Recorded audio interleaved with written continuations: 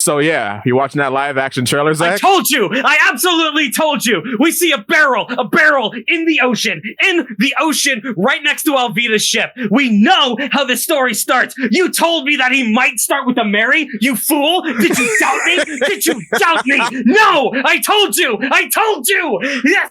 There's a barrel in the sea! Yes! Yes! I admit, I have egg on my face now. But I feel as though that egg is going to be wiped off immediately. They got the flag right! They did. Yes! They did. That's good. That's good. Luffy's growing on me. He's doing his... The actors have always been good, though. They're doing their best. Yeah. I said it from the very beginning. I like Brazilian Luffy. This Luffy is really good.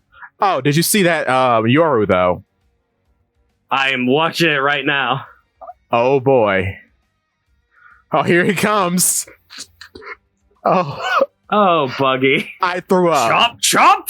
I threw up. I actually threw up. That's okay. I'm gonna be real though. The CG doesn't look terrible for Buggy. I think this is probably as good as you're going to get for doing a live action One Piece. Yeah. The absolute problem with this is the same thing that I said back when we saw the Gum pistol, right? Yeah. The way that they set up these cameras, the actual shots themselves are terrible. They are. Also, you remember that video I made about the makeup work? Yeah. Did you see Arlong? Not yet. I have no comment. No comment. I will be taking no more questions. Hang on. Who's the fishman that Sanji fought? Karubi. No. Karubi. I'm gonna be real. Karubi looks pretty good. I will be taking no questions. Karubi looks good.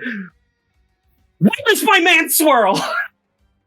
You told me that was going to be fixed by now. And by you, I mean the royal you. You, the fans, told me this was going to be fixed. Where is it? Where's my man's dumb swirly eyebrow?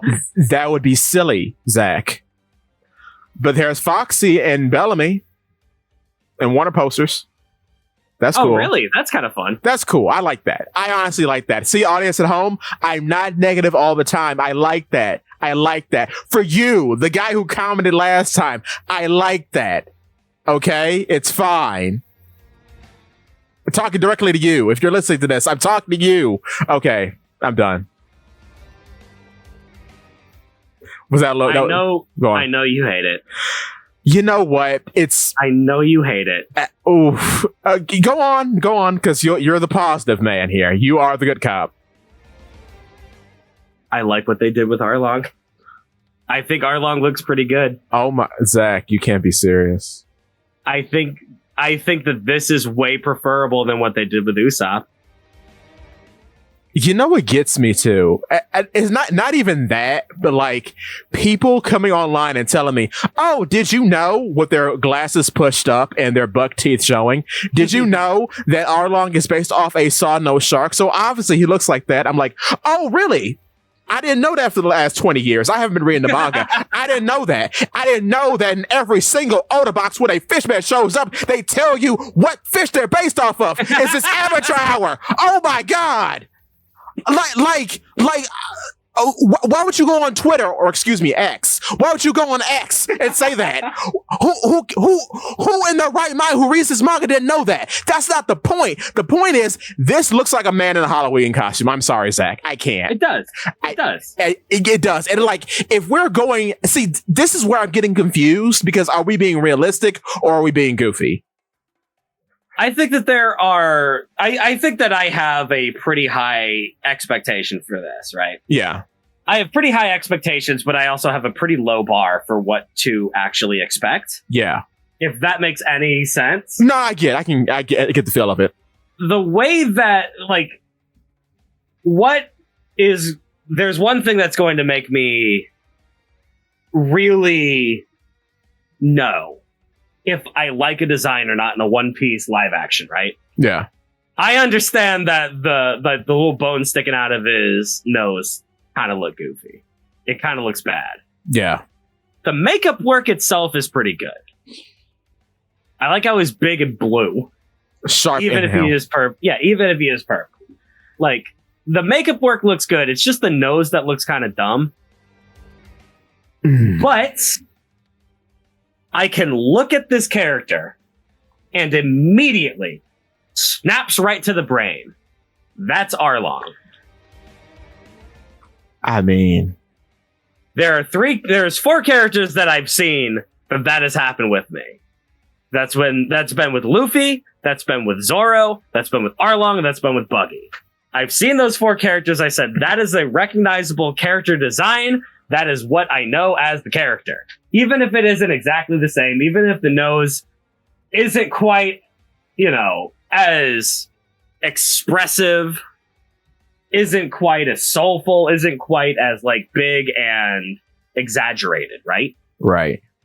I can still look at that guy and I can recognize him as Arlong, the evil fish man that enslaved Nami. That's all I really need. Okay. Because every other one of these characters that I see, I go, that's Alvida? That's Usopp? That's Sanji? You notice, like, the tone of my voice, but when I look at Monkey D. Luffy, I go, oh, that's Luffy. Yeah. I have a lot to say. So tell me when I should start. Go nuts. Okay, first of all, I get your sentiment. I'm fine with your sentiment. I understand what you're coming from. The problem I have with the Arlong thing is I keep going back to statements that have been said previously. So you're too mired in the community aspect, man. No, I'm not mired in the community. I'm mired in the advertisement. I'm like, oh, yeah. Like, you know what? If this was treated like the Bebop thing and there was no lead up, it just came out, I would be fine. My expectations would not be peppered. But you don't come on here and say, oh, this is going to be this. We modeled each scene shot after shot from the manga. And I'm like, okay, we'll see. You should have known that wasn't going to happen. Holy moly. But you know, that is a bold-faced lie. But that's what I'm saying. It's like, you don't like feeling lied to. I don't feel like feeling lied to. And I'm like, I am a person that won't say anything until you show me what you actually have. Yes. That's why leading up to this, I said, okay, all right, we'll see. I will say nothing. The evidence was coming out little by little, trickling out like a faucet about to die. But I said, you know what? We haven't seen anything. We'll wait and see.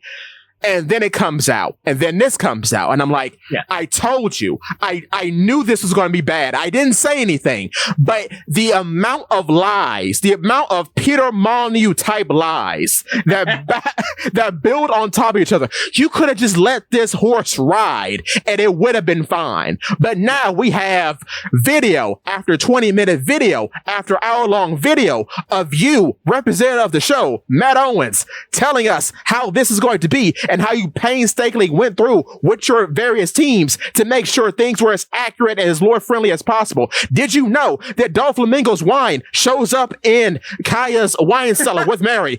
Who cares? The show is bad. I don't care about your stupid Marvel Easter eggs. No one cares here. If the cake is made of poo and you put icing on it, it's still poo with icing on it. You're still eating poopy!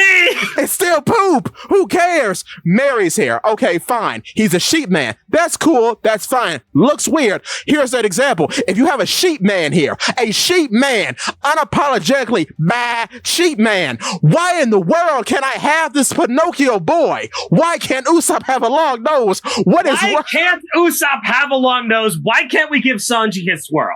That is obscene. To me. You literally have since all the nerds in the comments and on Twitter or X, excuse me, want to point out. Just call it Twitter. I don't care. No, I don't care about you being friendly, lore accurate about that. No, I'm playing it up for a bit because the whole thing's stupid. But like, did you know that Arlong is based off a saw-nosed shark? Yes, you have the audacity to make this saw-nosed shark man and bring him to the screen. You gave him a long nose. A long nose. You know who else has a long nose? Usopp, you hack.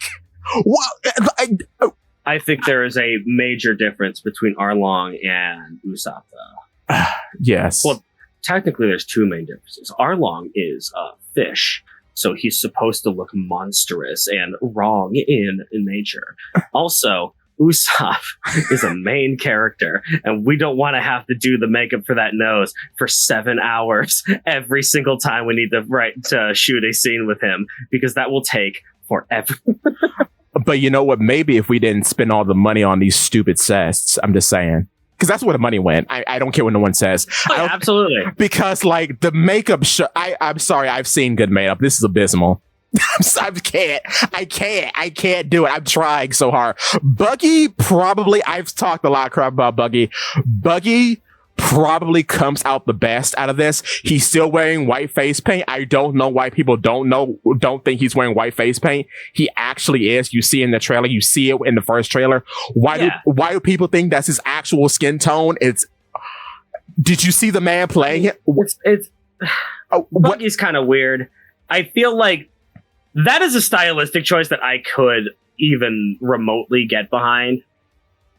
Because I feel like one of the things that they did, I feel like they put the big red nose on him and they said that didn't look right. Yeah. So they put white face paint on him just to make the entire ensemble kind of like flow together a little bit more in live action. There's certain things that you are going to have to change, right? I get that, but then don't say we're being lore accurate. Yeah. I'm sorry. The 2 years of propagating goodwill behind this, it has been sour to me the whole time.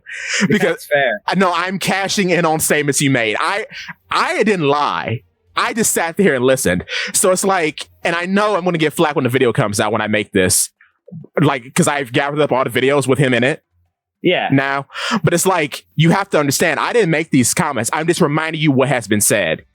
Yes. But you know, people want to be NPCs and, oh, that's too harsh. But that's harsh. But like, people want to mindlessly follow the crowd, man.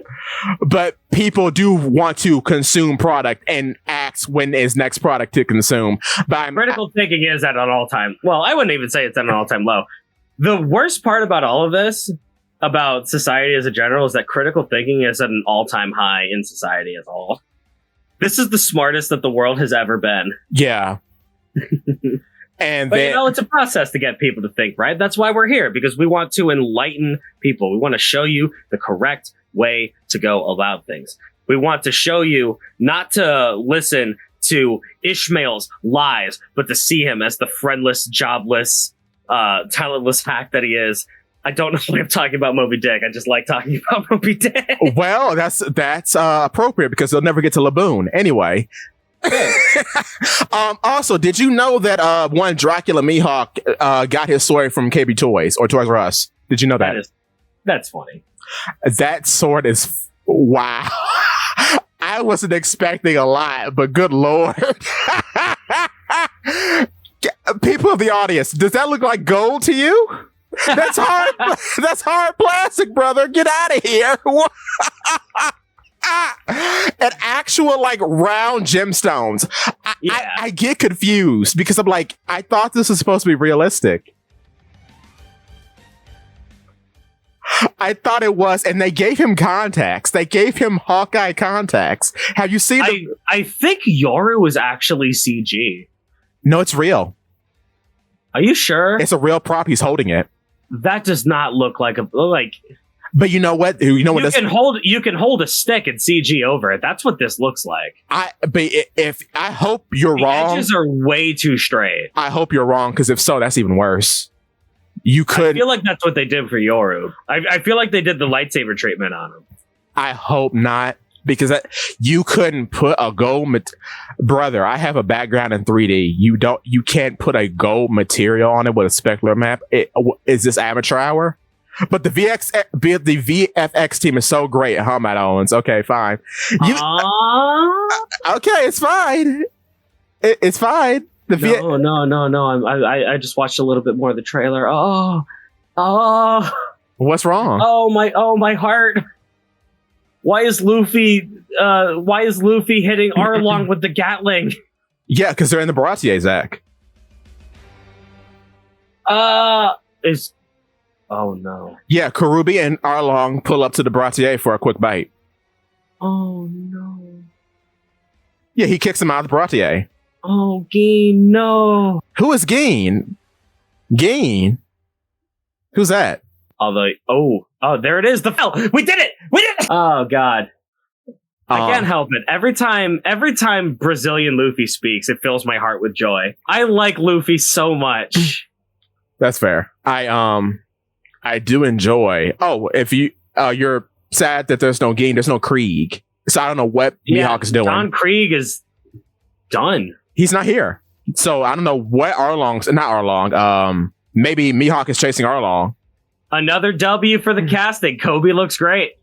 Kobe does look good. I will say that. Kobe looks very punchable. They did a good job. Yeah. Kobe looks perfect.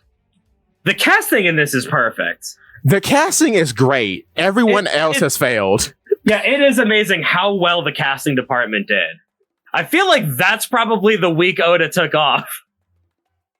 Oda took the week off so that he could do the casting. That has to be it. Because man, the shot composition is so bad. The shot composition's bad. The makeup, well, we have differences, but I think that the makeup work is fine. I prefer seeing makeup like this than just trying to, I would much prefer seeing a big ol' prosthetic on Arlong's face than a big CG nose. You know what? I agree with you. I would like a prosthetic. I would just like the prosthetic to be good. I would prefer the prosthetic to be on Usopp. I would prefer the prosthetic to be on Usopp and Sanji. Also, Arlong's weapon looks real. I lied. It doesn't. God, Sanji doesn't need a prosthetic. You just put a big old magic marker on his face. Yeah, really, but I don't even care if it looks bad. Just put just marker his face. Now I have to think about the Lord of the Coast looks better. I mean, it's still bad, but it's better. I'm not going to expect the CG to look good in this show. I mean, this is TV. This is TV. This isn't Disney with their 8,000 people and 40,000 man hours making a single hour of television, right? Right. Also, I know that they know what gold looks like because the gold is on the intro to the show. So why didn't you put that on the sword if it's CG? 100% that's CG. My goodness. Arlong's weapon and Yoru, 100% that's CG. I hope so. I hope it is. Dude. Hope it is. Are you on the trailer right now? I'm looking at it, man. 203. That is a cartoon. My God. So they couldn't get a cartoon right. There are two major ways that you can tell something is CG, especially in this show. Firstly, is it an absolutely abysmal, terrible shot where you have a character just in the middle of the screen with nothing else going on shot-wise? Yeah. That's a CG scene. Secondly, that's a cartoon. That does not look like steel. Oh my God. And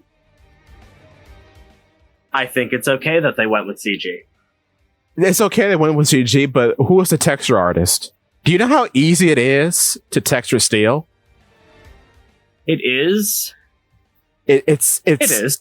It's. I've done it hundreds of times. I've textured gold. I've textured steel. It's pre-made.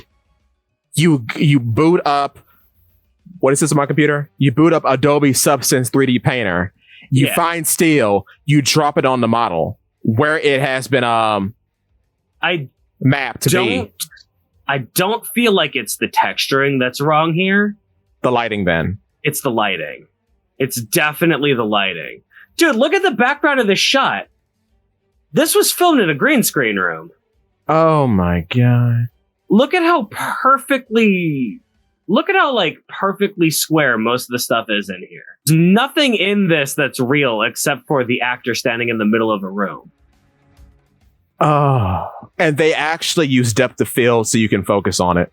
Yeah, like the depth of field is all wrong. Like the CG looks cartoonish. Like this is just a man in a green screen room. You can tell that. It's harder to tell in motion because it only goes by for like a second. But if you pause it and really look, then yeah, it's obvious. So if they decided to make a realistic prop of that sword, right? Yeah. How on earth is Arlong supposed to swing that and look like a man who has 10 times the strength of a human being? Especially when he's 5'10" with his fresh Timbs on. Yeah, I mean, that is going to be supremely hard to swing accurately, let alone safely. So you know what?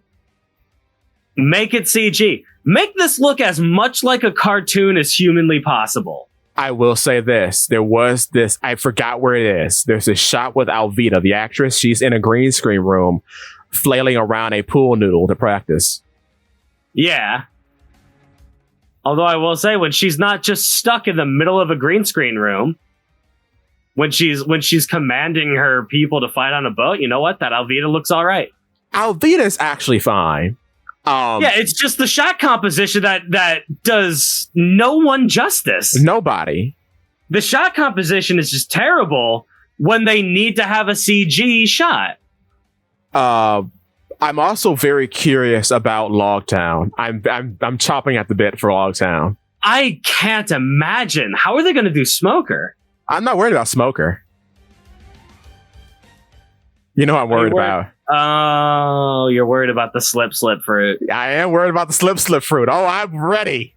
Oh, I'm ready, baby. Oh, I'm going to be real, though. This shot of Mary with Kuro's claws surrounding him. It's a good shot. That's a good shot. It is. I concede. I like that a lot. Like, even though it has the same terrible shot composition, this is a shot composition that you use for horror. Yeah. You have a character in the middle of a room. It's meant to show that they are exposed and vulnerable. This is perfect for this specific shot. This is not the shot you use for Buggy. No. Also, two questions. Number one, is Klahador or, spoilers, Kuro gasp? Is he going to have poos on his jacket? Is he going to have what on his jacket? Poo. I don't remember having poo on his jacket to begin with. Yeah, he has golden poos on his jacket. Cat poo. That's a joke. Yeah. Oh my god, it does. Yeah. Probably. I hope so. I hope that's not too silly. Second thing. The chop fruit is about probably as good as they could have animated it. Yes. It's like the chop fruit looks fine. It's the shot composition that sucks. Yeah. Okay, I'll concede on that. I do like this shot of Luffy pulling his mouth. That's the best that it's ever looked. That's like the actual best CGI we've seen. Somebody brought up on X, excuse me, Twitter. Oh my god, there's Axe Hand Morgan. It's Axe Hand. I told you. I was right. He has it. He has the axe. It's in his arm. I told you. You did. They did subsurfing scouring work on Luffy's skin as he's pulling his mouth back, which further makes me think, why isn't the sword made of metal? You did subsurface scattering on the skin. Why is the sword? The entire budget went into the Luffy shot. The whole thing. They actually... Well, no, about like 75%. The other 25% was used to make the ships. But yes, you were right about Axe Hand Morgan. I concede. You were completely right. Why is Foxy's bounty only 34,000 or 34 million? Is that right? You know what? I'm going to expose myself. I do not know. It shouldn't be. Maybe this was an imaginary low bounty because, they meet him later. So maybe this is like at a starting point in his career. I mean, granted, Foxy doesn't really strike me as a guy who should have a really high bounty, but... Because Foxy didn't start off as a pirate. He was in the same boxing league as Ideo of the Straw Hat Grand Fleet. Yeah. But he got kicked out for cheating, if I recall. Yeah, there it is. Bounty, 24 million. Oh, wow. Really? Yeah. You're on the One Piece wiki? Yeah. Oh my god, I never knew that. Unless they decided to put that in there right now. Because they saw it from here. Which is definitely possible. Let me see. What is the... Nope. Chapter 305, pages 15 through 17. In episode 207, Foxy makes his debut. 24 million. There we go. Why does Bellamy look like that? Hey, we're not getting to that point, so I guess they said, who cares? Yeah. I guess, do they have an actor for Bellamy, or do they just get Sanji to do a weird, goofy smile? Maybe, and then they pull his nose down and liquefy on Photoshop. Yeah. This is a much better trailer than the first one. It's a much better trailer because they realized that we've run out of time, so we have to rip the Band-Aid off now and show everything. Yeah, this is a much better trailer than the first one. I'm still upset that they haven't done my two favorite Straw Hats justice. But also, what is? I love how they covered up Arlong's chest because there's nothing important on his chest, so just cover it up. Yeah, don't worry about that. Not like the sun. Go on. Even Jinbei forgets about the Sun Pirate tattoo. It's fine. I mean, Karubi has it, but I mean, even Oda forgets to draw it on Jinbei sometimes. It's fine. Also, I love how Shanks is portrayed. Did you see Shanks? With his tiny hat? With his, the tiniest hat. What is oh, dear Lord. I have a feeling that it's probably just it has to be the same hat that they put on Luffy, and Luffy seems to be a smaller guy.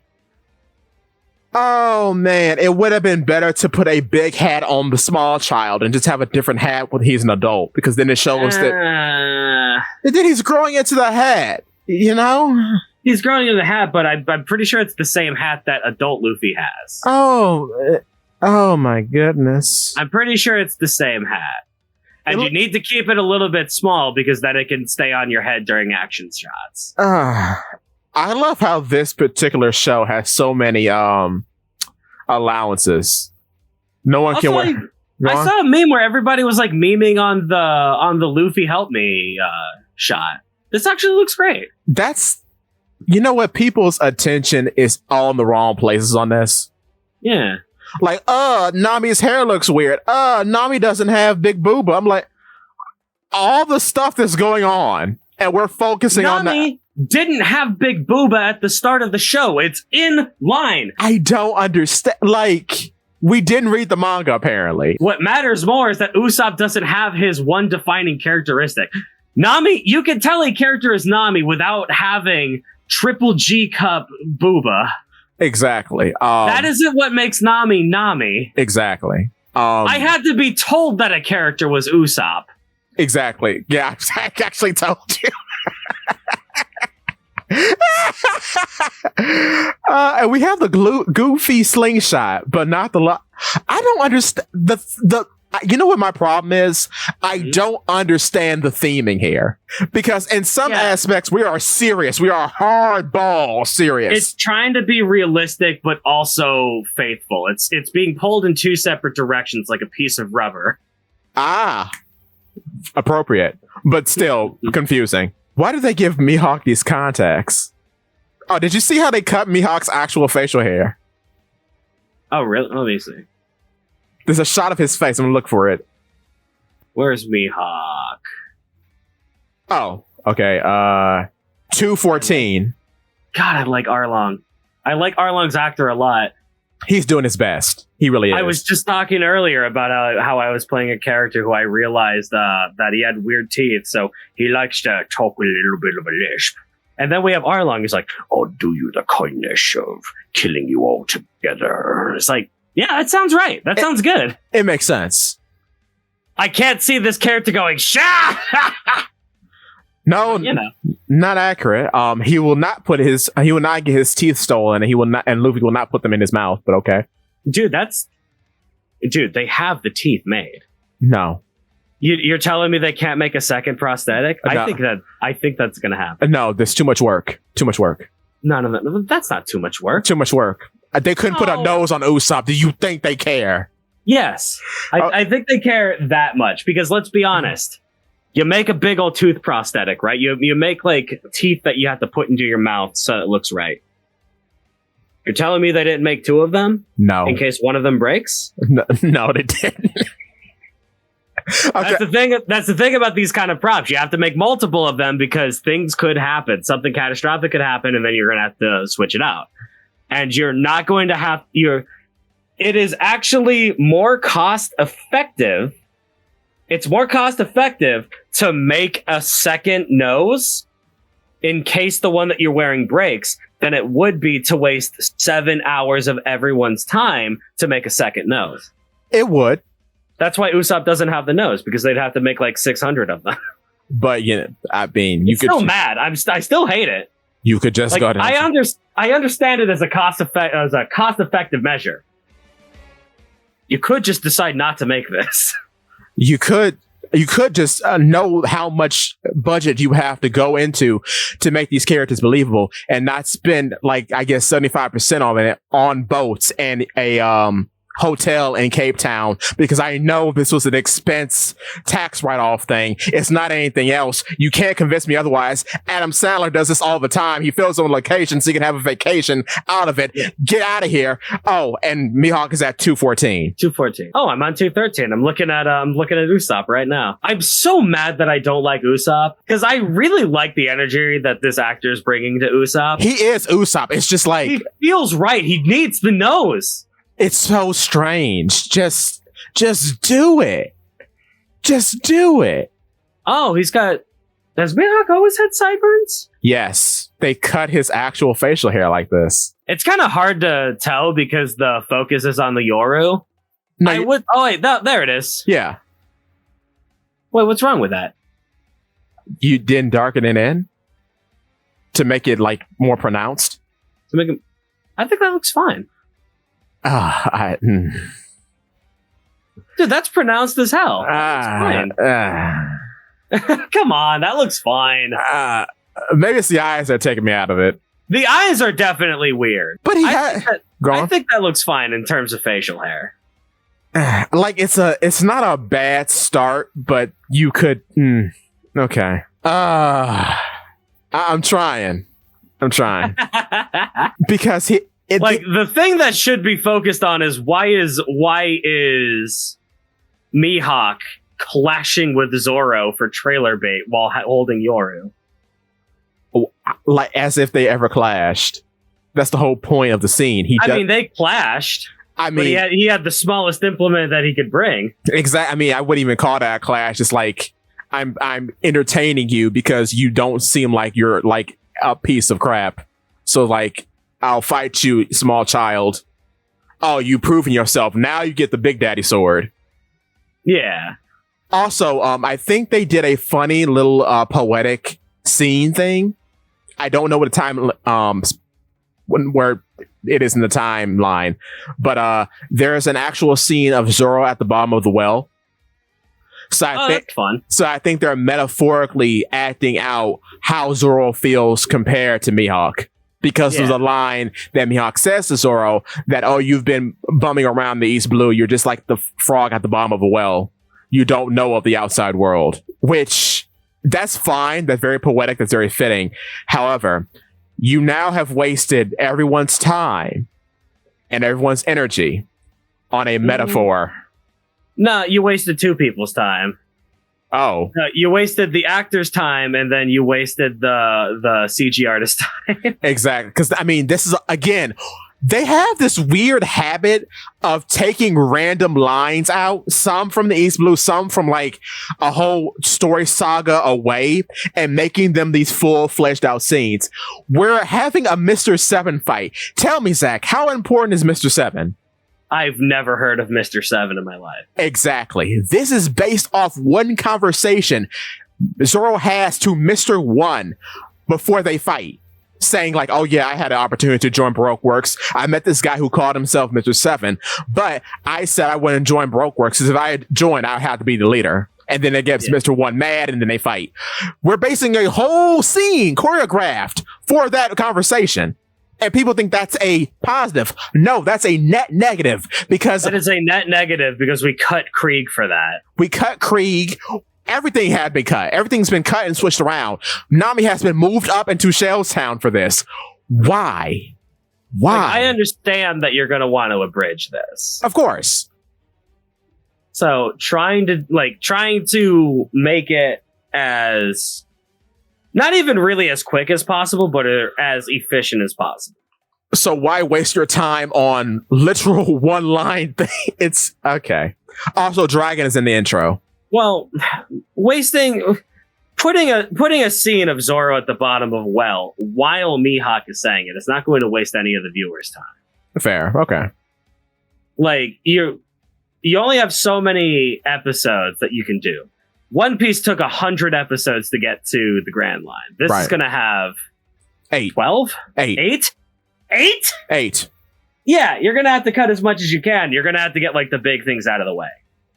You're going to have to get each one of the crew members. You're going to have to get the Baratier. How do you make that work?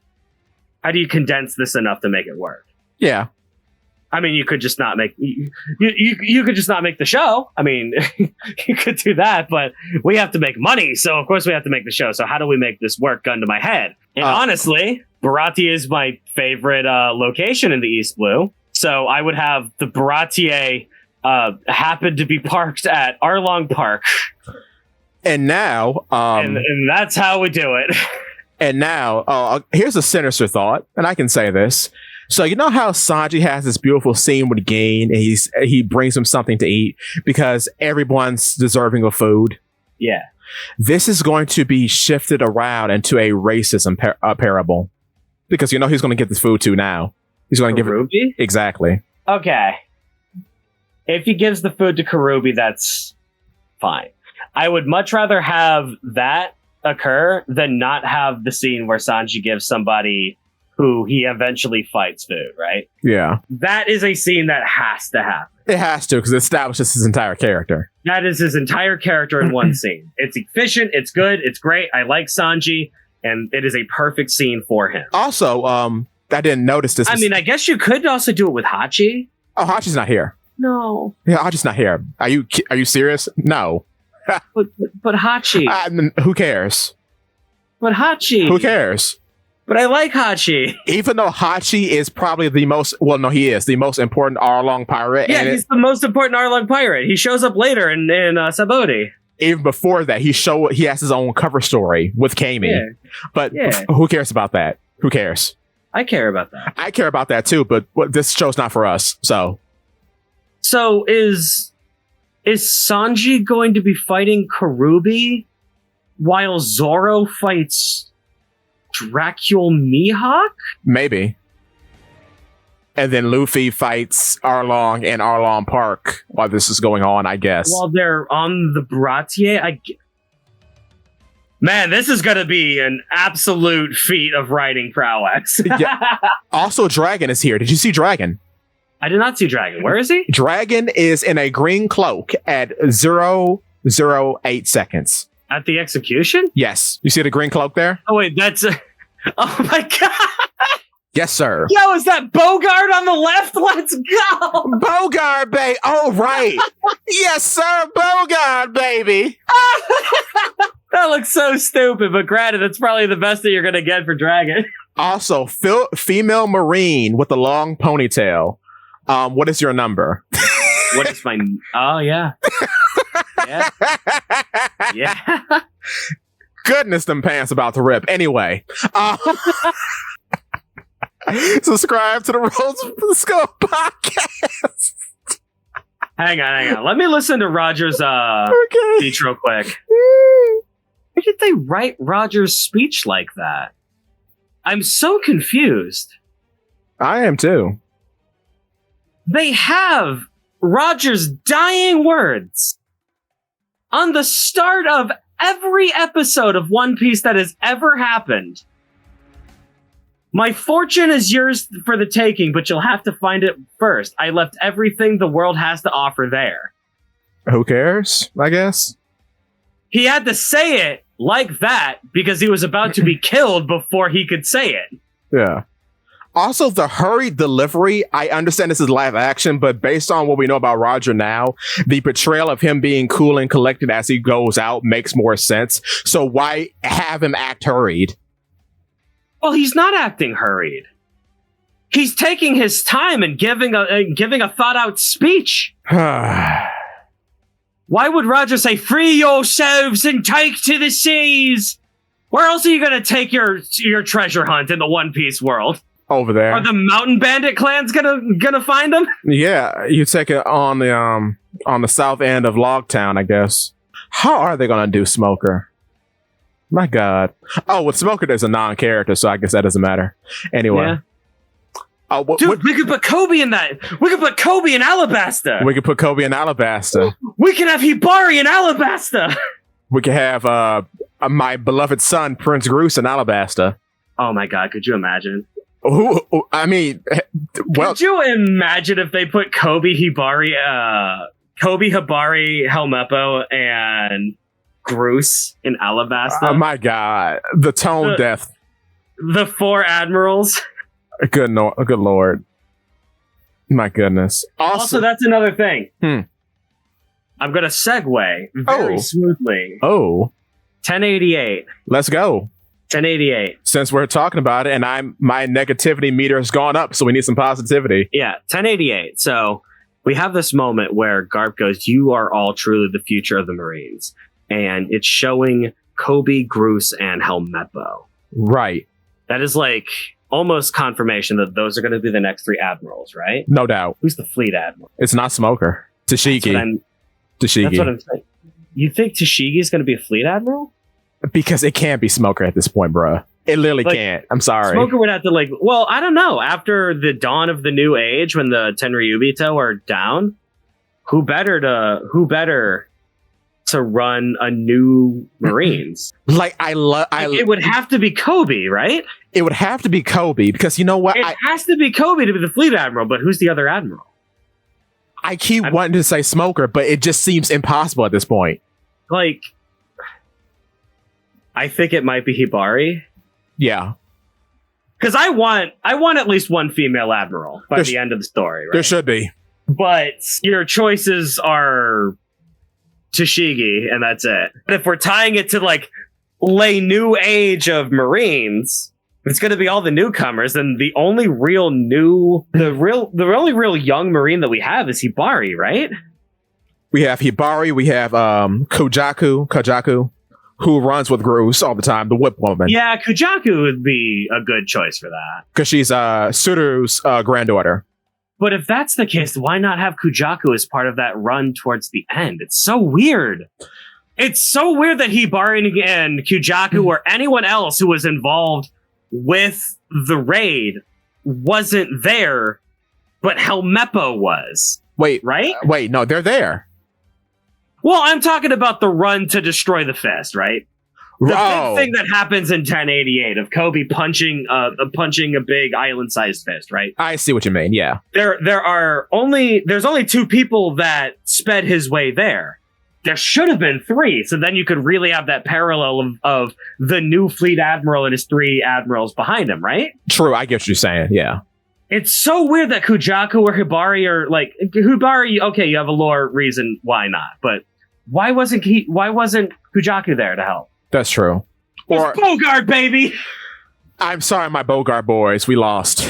We lost so hard. I think everybody on this ship, everybody in the scene right now who raided Pirate Island, right? Everybody. Yeah. All of them are going to be the focus moving forward. I think our 3 admirals are literally just going to be Groose, Kobe, and Helmeppo. I don't know who the fleet is actually going to be, because if you go down to Sword, right? We don't know if Smoker's part of Sword. The other guy is X-Drake. Yeah. I don't think it's going to be a member of Sword. Okay. Unless there's 2 options. Either A, you keep Aka Inu there, but I don't think any of the current guard are going to be there. No, they're too corrupt. Which is, well... I mean, Kuzan's like an asterisk, maybe... I was going to say, there is one. Maybe... Do you think Kuzan is going to be the fleet admiral 20 years in the future? I could see him, taking over and then stepping down for Kobe. I could see him being, the Kakashi as the 7th Hokage. Exactly. Kind of idea, where he takes over for a little bit, but... I don't know. I don't see him. I don't see an epilogue. Where are they now? Where Luffy's lifespan finally catches up with him, and he dies at the age of 30. Yeah. And it goes down to what's everyone up to, and it shows Kobe, Helmeppo, and Groose as the admirals. I don't see Kuzan as the fleet. You know what could? Okay. Because I don't know. I don't even know. Is Kuzan too old? Kuzan's 50. Yeah, he's not old. Look how old Sengoku is. Yeah, but Sengoku's not the fleet admiral. I mean, he was was. He the fleet admiral? He was. I guess it could be Kuzan then? It was, and then above him is Kong, apparently. So I guess Kong is in an honorary position. Remember Kong? Yeah. Because I could see it Isn't like... Kong like the super fleet admiral, though? Basically. Yeah. Because I could see this. I could see Kobe ascending to fleet admiral after bringing in the Pirate King. Like, there's one last fight. Maybe it's maybe it's in Fuchsia Village. Maybe it's somewhere else. Kobe and Luffy do a grand punch. Kobe actually wins. He takes Luffy in. I don't know. Do you think Luffy would be brought in after a fight? That's a hard question. Let's be honest. We're talking about poetry. It kind of rhymes. Luffy, every one of his moves lowers his lifespan. Right. He lives very hard. He lives very dangerously so that he can see everything that the world has to offer. Who else do we know in history that's done that? Gold Roger. Gold Roger. This is my headcanon, is that Gold Roger's debilitating affliction was something similar to Luffy's lifespan shenanigans. I can see and that's going to be how we end the show. Or end the series with Luffy realizing that his time is now and inspiring a brand new age of piracy with his final words. I can see that. Everything the world has to offer there. And he points up, and that sets the stage for Space Peace, baby! Space Peace! The Black Voyage! Dun, dun, dun, dun, dun, dun. Luffy, where did you leave your treasure? To the sky! And we love that. we got the end of Two Piece. And our boy Monkey D. Goofy has to fight his uncle NL for the One Piece. Oh, yeah. No. Could you imagine? So Luffy's like a rubber boy. Yeah, he's got a mythical Zoan. So we could give Two-Piece Boofy. We could give him a Logia because that's not even as strong as his dad's devil fruit. And now so we give Luffy's son the Rumble fruit. Oh my god. Wait, I made a video about this. And he's the strongest, the most perfect boy ever. Yes.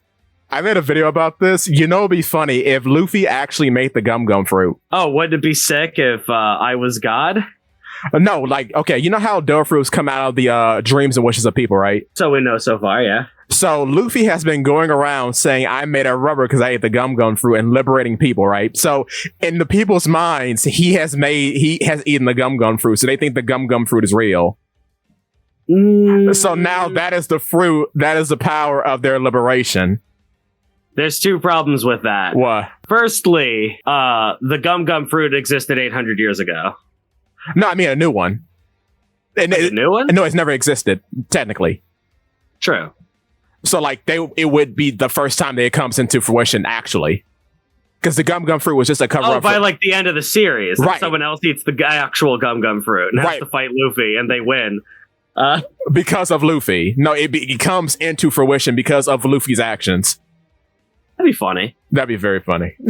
But yeah. I would love to see that gag. Oh, my brain. Why do you do this to me? Lay it on me. Do you know who should get the real Gum Gum fruit? Who?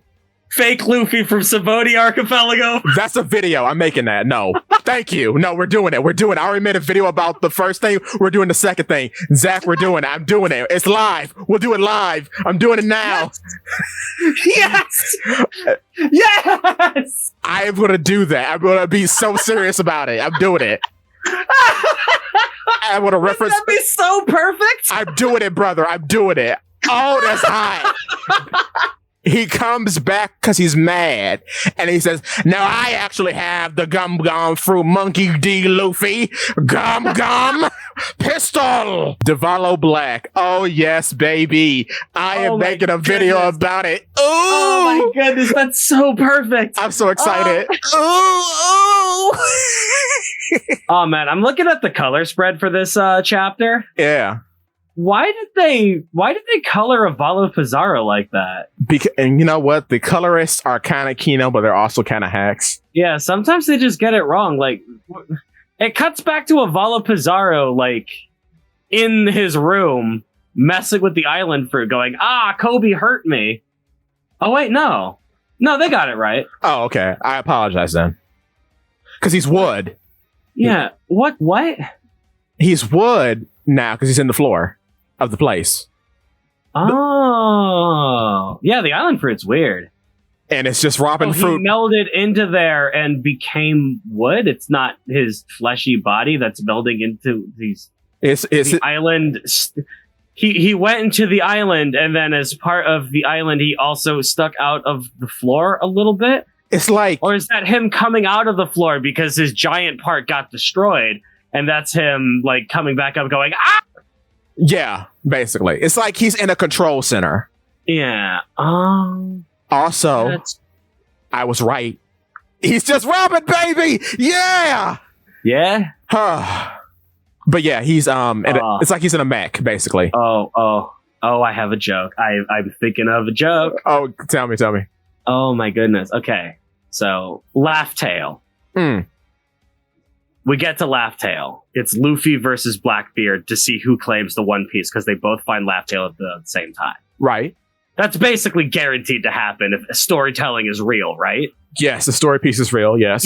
And of course, while they're fighting, Buggy goes in and steals it himself. Because he knows where it is, because he's been here before. So exactly. What kind? He's never been to the island before, but close enough. Who cares? He's been to the island. He's never been on the island. Exactly. Yes. Buggy knows where the One Piece is. He was on the ship the entire journey to get there. So some things that people are talking about with, like, Laugh Tale, right? Right. Some people are saying that Laugh Tale is actually that one tiny little island of the cover of Chapter 1. The one tiny little mound with the palm tree off of it. Yeah. People are saying that that's Laugh Tale. I hope so. How great would it be if that is Laugh Tale and Blackbeard goes there going, Avalo Pizarro is going to crush everyone with his awesome island fruit. We're going to get the Laugh Tale. It's going to be this big, grandiose island. It's this tiny little thing. Good. And I was like, I can't fight with this. See? Ha ha ha. Try your best, Avalo. Like, good luck, Borther. And then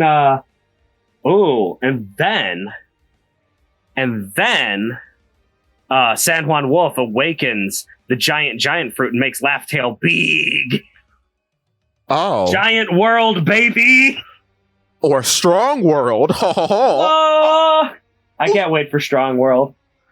I can't wait for Shiki to come back. How is the strength fruit gonna work as an awakening? I wonder, because he's fighting Frankie. They're the same character. Yeah. It's Randy Savage and Randy Savage. Or Randy Savage in an Ace Ventura outfit versus Randy Savage. And now they're both cyborgs. Oh yeah, they are, aren't they? They're both cyborgs. They've both worn masks before. They both had Frankie... They are both professional wrestlers. Yes. They have the same energy, the same fighting style. They're definitely fighting. They both get bigger after the time skip. Yeah. Both of them have been in costume before. Yeah. Frankie... They gotta fight. Yes. Frankie's name is his alias. His real name is Cuddy Flam. Burgess has an alias called Champion. So, yeah, no. I am... Oh, and then... Obviously, Burgess has the strong fruit. Frankie has attacks literally called strong, like strong hammer. So yeah. So I'm excited. Oh, is Kuzan evil? That is a good question. Because I'm teetering back and forth on it. Because you know what's weird about it? Everyone's so gung-ho sure that he's in Sword or whatever. I would believe that if it wasn't from how he was recruited. He was recruited under the pretense that Blackbeard really is like a dumb villain. Yeah. He understands the pirate life, and he understands that people are after their own ambitions, and going after the same ambition makes a pirate crew. And Kuzan seems to be taken by that because he's talked to him very straightly and didn't dance around a bunch of bureaucracy and whatnot. So it seems like Kuzan's like, pirates are interestingly how I want to roll. How do I... If I can't change the Marines from within, I'll change them from the outside. Exactly. That's what which is a more interesting angle than him being a double agent, because we already had the double agent thing. Yeah. With X Drake. So it's kind of like I could see it happening, but it just seems, and I mean, of course, we've had like moles and agencies before, and I'm sure there'll be many more.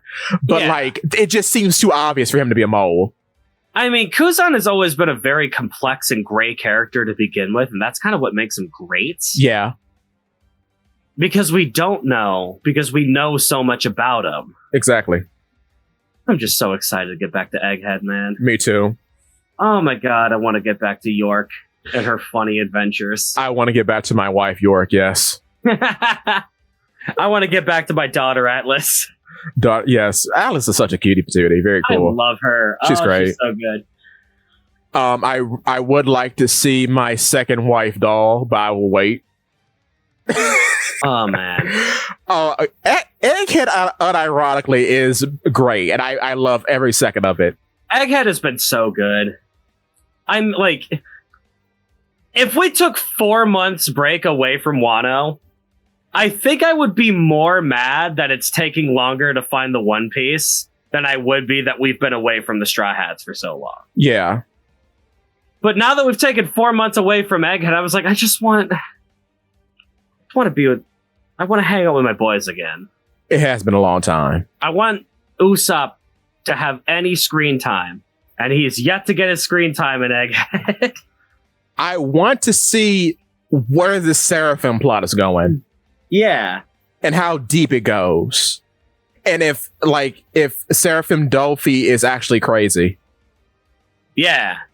Because, I mean, is it really nature or nurture? Dude, what if it just proves that Rocinante was wrong and Seraphim Dolphy is just like a sweet young thing? That's going to be the kicker, though. Because that would be sick if Seraphim Dolphy was like cool. Like if he was just like a funny little like fun lad. Hello. Hello, boss said I gotta do the string butt on you, so I'm gonna do that. Psh, I'm so sorry. Oh man, could you imagine if they go and it's like Seraphim Dolphy discovered knitting and he loves it. I want him to crochet. I want him to go to Seraphim Crocodile and say, I made you a pretty sweater. Do you like it? And Seraphim Crocodile's like, no! And then Dolphy cries about it. Dude, could you imagine if they had a rock and sock connection? Where one of them is like really into the idea of them working together, the other one just hates them. I love it. Please do that. I want Dolphy to be making funny little knittings all the time. And he's like, look, Crocky, I'm a spider. And he like sticks to the wall or something, and Croc's like, so what? Who cares, idiot? And every once in a while, where no one's looking, we cut the Seraphim Doflamingo looking directly at the camera and smiling villainously, and then they never do anything with that. Exactly. They just set up that punchline. It's like, is he actually bad? And there's like, nah. Oh, you know, they set up an unfired Chekhov's gun. I would love that. Me too. Or like he turns to the camera, he's about to lift his glasses up, and he sticks his tongue out and says, "Just kidding." Yeah. He lifts his glasses up, and it's another pair of glasses. Exactly. There we go. Oh, the Seraphim babies are so fun. I love them. They're good. I want more Seraphim Moria. Oh. My beloved. As Moria without the crippling depression is interesting. Moria, big ol' smile. I like him. Smiley Moria, very good. Real Moria, join Cross Guild, please. Escape Pirate Island right now and get fit. Get fit, Moria. Could you imagine if Moria had an Iroh arc and became one of the Yonkos by the end of the series? I hope we see him in the cell with Doppelman spotting him as he's lifting weights. Oh my god! I would Doppelman holding his feet as he's doing sit-ups. Yes, my goodness, I'd croom so hard, and Piranha's like, Papa, Piranha, let's leave this pirate island. And he's so jacked. He shows up and is like, it's time for me to liberate Hachinosu.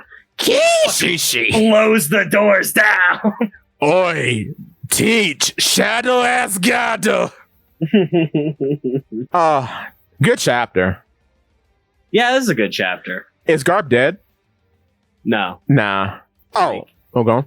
Does have a big old smile. He did have some epic last words.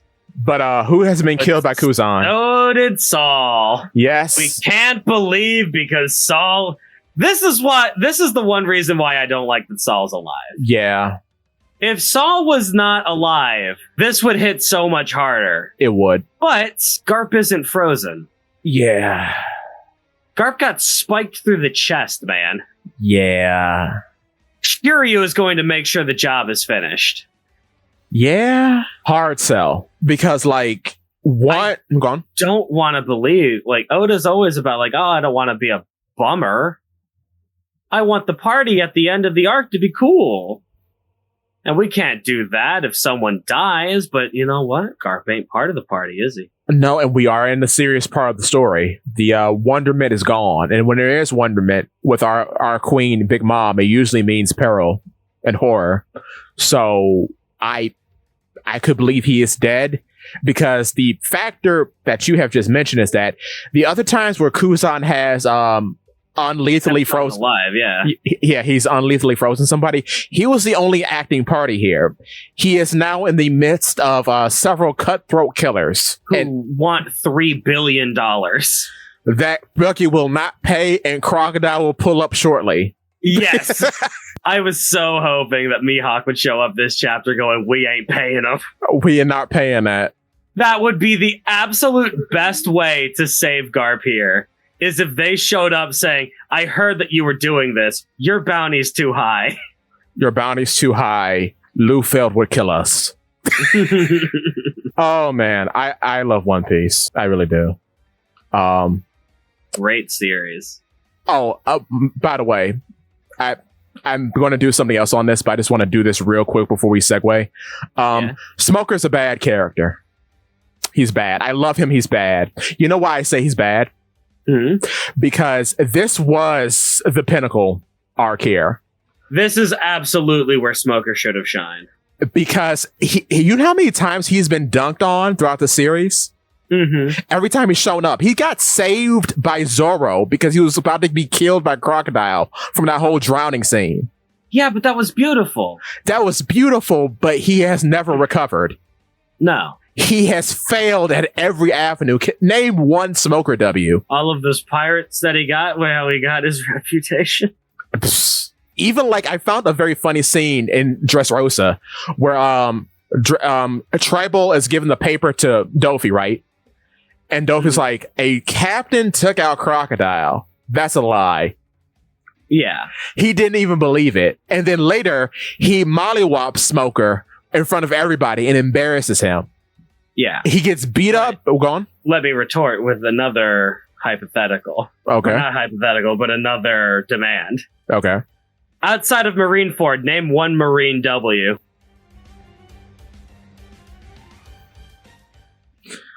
Oh. Now, what qualifies as a W? I don't know. The same thing that qualifies for Smoker, I guess? Kuzan taking out Luffy. No one was brought to justice. True.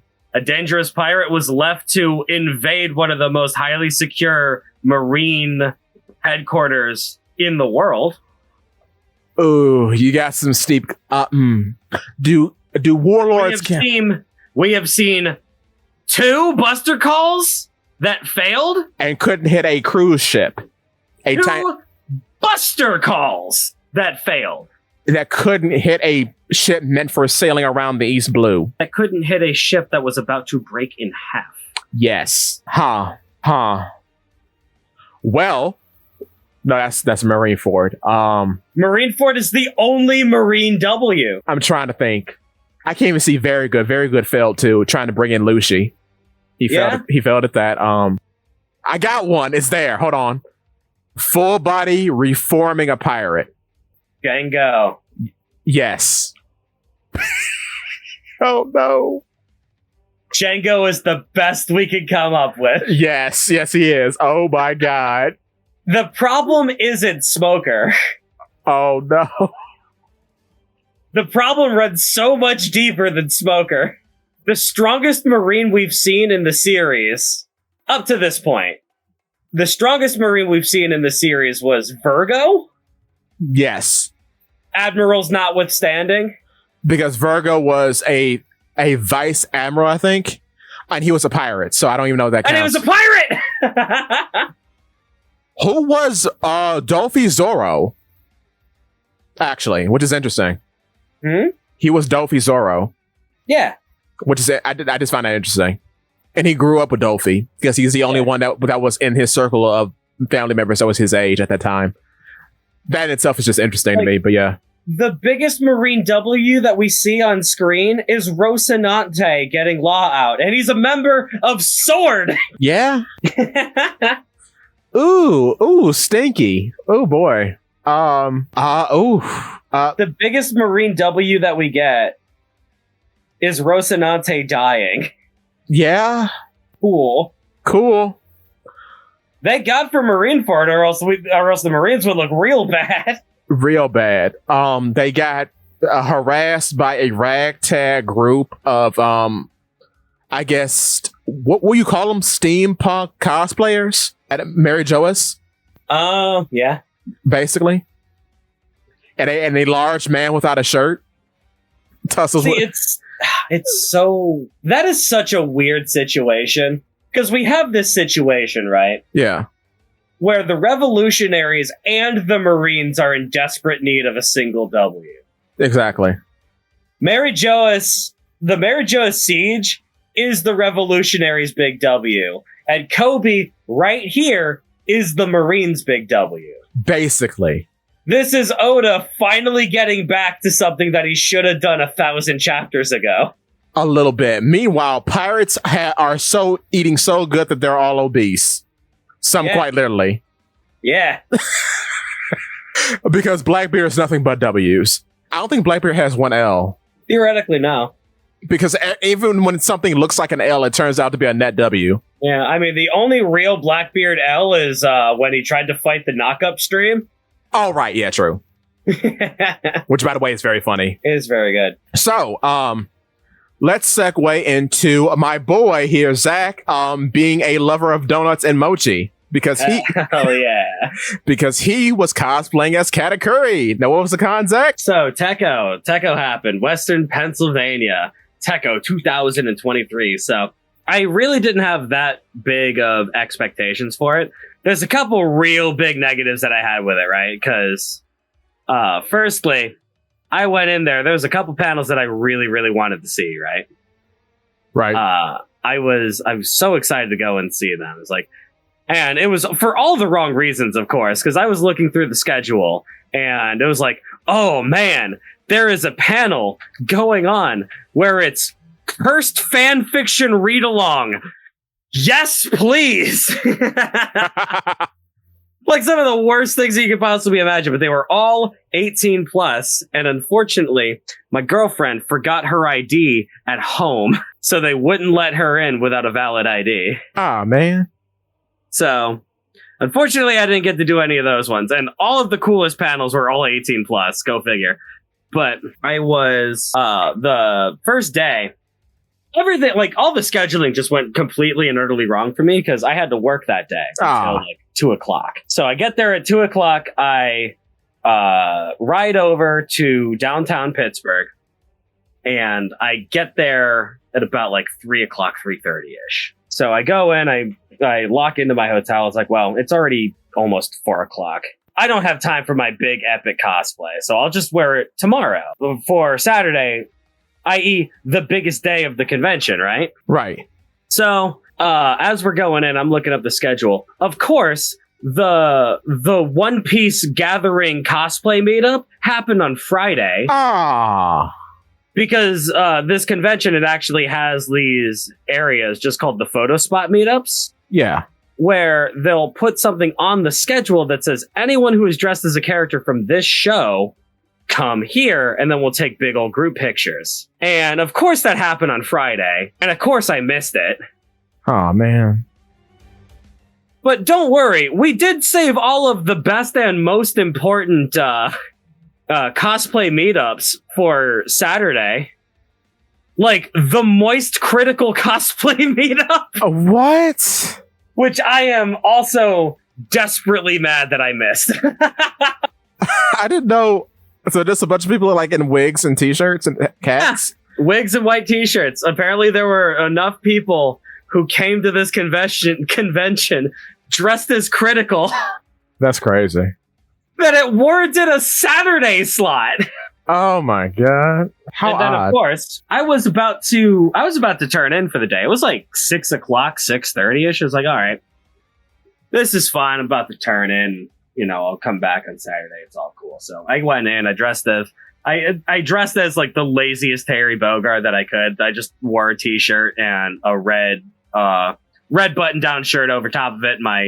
My red Converse's, jeans, and my Fatal Fury hat. So you were very okay. Yeah, I was okay. Hey, but I wasn't dressed as Katakuri. Oh, which made it really sad that I missed the One Piece gathering, so that I could be real mean to every Straw Hat Luffy that was there, and upset that I missed that. Oh. Maybe next year. Yeah. But secondly, I was about to turn in for the day, and I was like, well, let me see if there's any other panels that I might want to watch. And lo and behold, there's my One Piece hero. Q&A with Tekking101. Yo! Oh my god, it's him! He was here! He's real! I was like, oh my god, it's Tekking! What? Goodness. So of course I gotta go in and meet Tekking. Of course.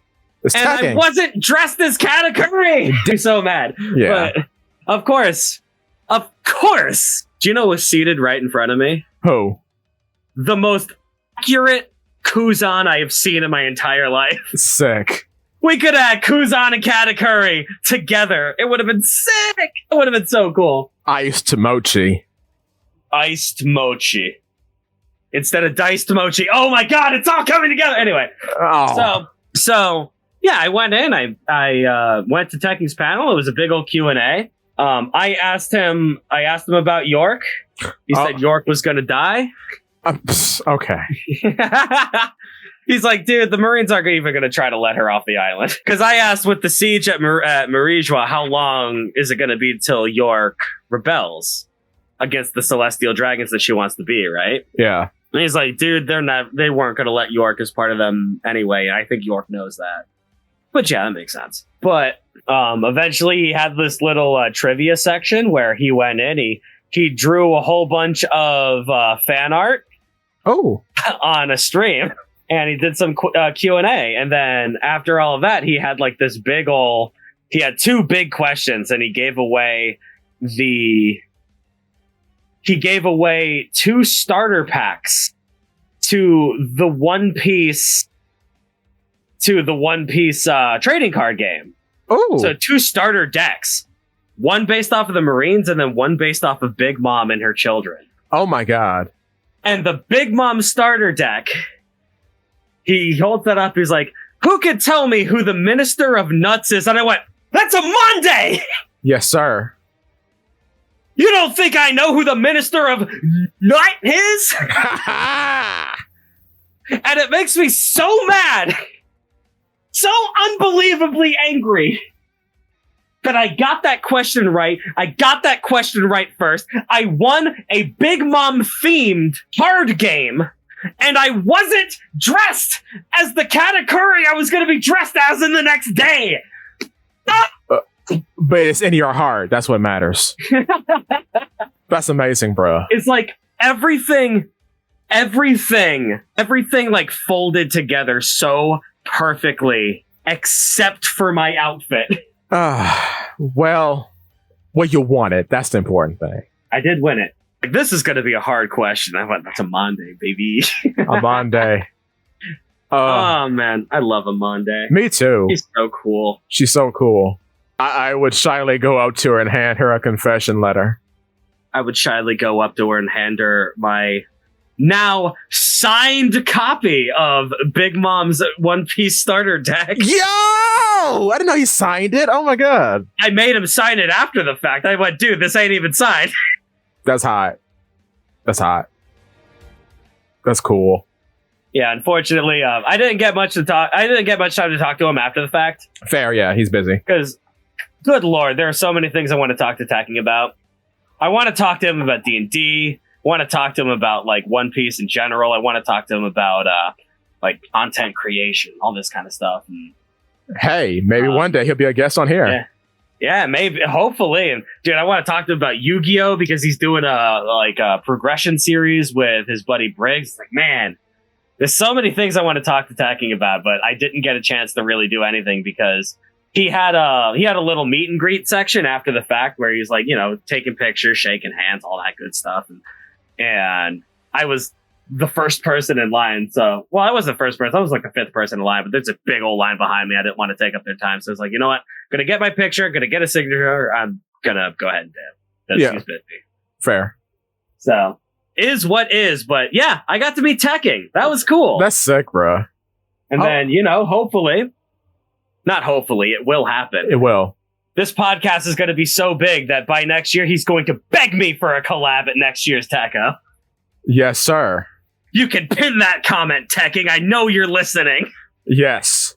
Also, I will be there in full costume and sweating to death. Sweating to death. But I will have to do it for the children. And for the by children, I mean the 24 through 35-year-olds who watch me. I know the analytics. I'm happy you had a great time, bro. That's amazing. Yeah, it was fun.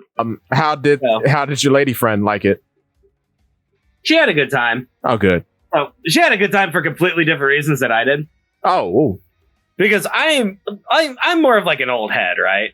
When it comes to anime. True, yeah. Like, my taste in anime dies in like 2007, and then I also like Attack on Titan. That's pretty much it. That's about right, yeah. So I'm not really big on what you would like to call current anime culture. Yeah. You're more of a sharp face than a round face. Yeah, I like sharp, edgy, dark, gritty stuff. And so much of modern anime these days is like, it's round, it's smooth, it's cute, it's inviting. And I don't want that. Give me some Gantz, baby. Oh, yeah. It's good. But my girlfriend is into that kind of stuff. Oh, that's cute, though. She plays a mobile game called Project Sekai. Oh. Which is basically just this big old thing. It's basically an offshoot of Vocaloid stuff. Oh, yeah. Sekai is like a mobile game that is based off of Hatsune Miku. Yeah, blue-haired girl, yes. That spins the lake. Go on. Yeah. So she's like into idol stuff. Oh. I had no idea up until this point, so. Cute. But yeah, she had a great time. Like, she's going around. Oh my goodness gracious. She is just cute as a button. She's adorable. Woo. Like, we'll just be walking around. I am Charlotte Katakuri, and I'm looking angry everywhere, and I'll just hear, Miku. And I'll just, like, snap my head. Where? That's appropriate. That's actually whole cake. That's whole cake. Very good. But yeah, she's like, oh my god, you see that guy? That's Project Sekai. I know that character. And I went, go take a picture. She goes, no. Oh. Eventually, I bullied her enough to where she did walk up to random people and take pictures of them. Oh, that's cool. Because her brother is stupid into new anime. Oh. Her brother loves Oshinoko, which I'm going to say here, if I haven't said it already, it's a garbage show for garbage people, and I hate it. And it's bad and stupid, and I hate this show. Die. Excuse me. You have to enlighten me. Oshinoko is just like the newest show that's like really topping the charts. What is it about? So Oshinoko is a show that effectively is going off of the premise of hey, did you know that the idol industry is bad for idols and it treats them like property? And asked that question a lot. It's like, yeah, duh. Yeah. I mean, when a person is a brand, that kind of happens. Yeah. But here's everything that you need to know about Oshinoko. The first episode is an hour and a half long. A movie? It's a movie. Oh my god, okay. You have I straight up said, I'm going to give it a shot. If the first episode can hook me, I'll keep watching. If it doesn't, I won't. And then I went in, it's an hour and a half long. I went, oh, it's a movie. Cool. And then my buddy was like, I have a buddy that went in and he's like, you have to watch Oshinoko. You have to watch Oshinoko. By the way, spoilers if you care. No. Because I don't care. I don't care. He's like, you have to watch this show. It's so good. It's so good. You have to watch it. Episode 1. It starts with a 40-year-old doctor. And he is taking care of like this 13-year-old patient. Okay. Who is dying of a disease. Okay. His patient is a big fan of this 16-year-old idol. This underage idol. Okay. And his patient is a big fan of her. And the patient dies. Okay. So the doctor keeps that the doctor maintains being a fan of that idol because he was able to connect with this patient when they were still alive, and he carries her in his heart like as like an inherited will kind of thing. Okay. The doctor is then stabbed and killed in the streets. By the streets, I mean the woods randomly at night where no one could find the body apparently. And woo, he is killed. Okay. And the doctor and his patient are then reincarnated as the twin children of this underage idol. Okay. Okay, pause. Time out. What? Huh? Oh no. We're a 16-year-old. Wait. Yep. A 16-year-old teen mom giving birth to twins, one of which is 40 years old mentally. Oh. That's the premise of the show. Maybe you anime. have to watch this show. It's so good. Maybe anime is not for me. Well, I'll just stay in 2009. Well, I'm fine. Here's the general premise of the show. Okay. Because that's like the setup. I've given you that much information. Yeah. I'm going to tell you what my friend told me to try to get me to watch this show. And I want you to tell me what the premise is. Okay. Dude, you have to watch Oshinoko. Don't look up anything about it. Don't look it up at all.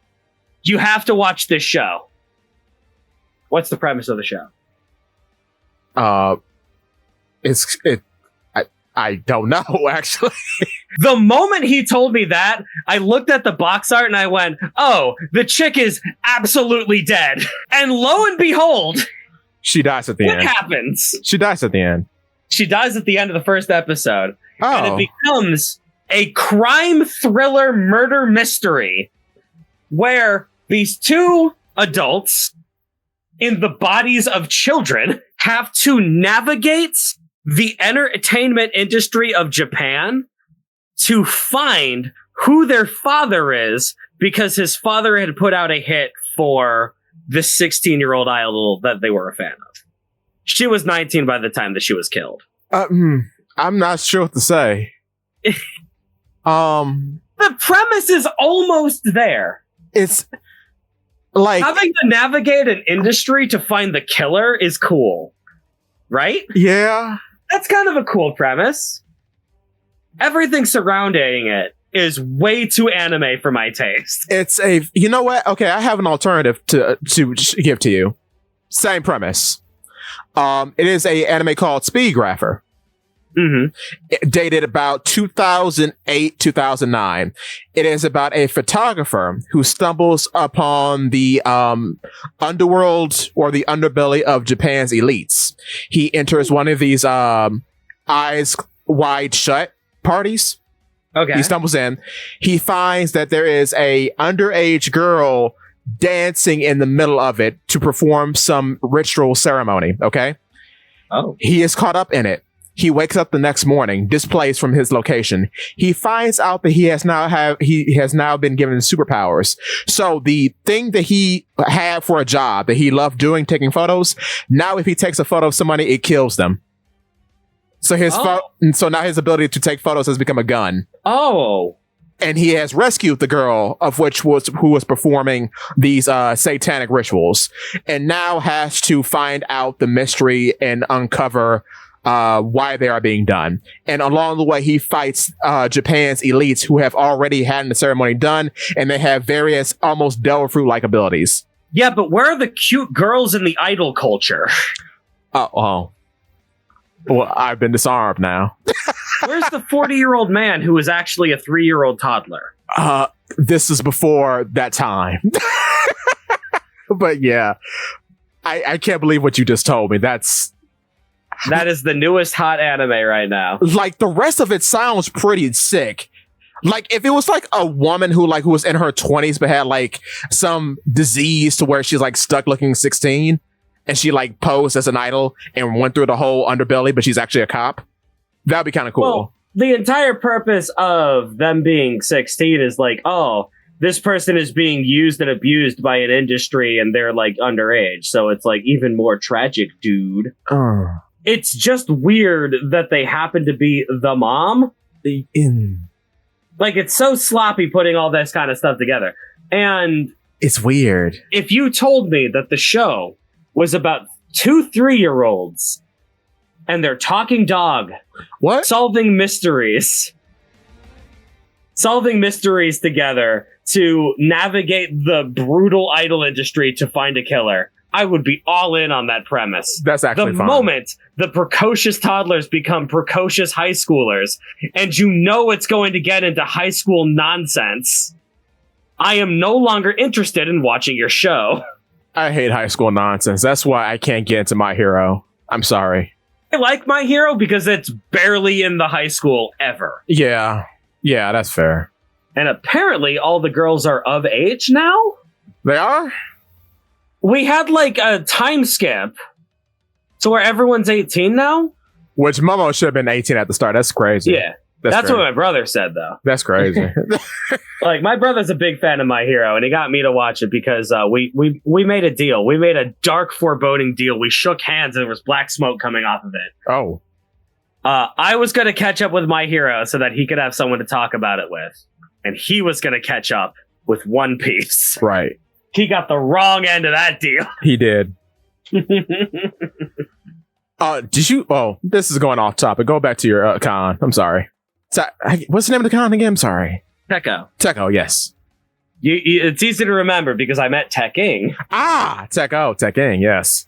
So, I've cut you off. Continue. I mean, honestly, there's not too much that actually happened.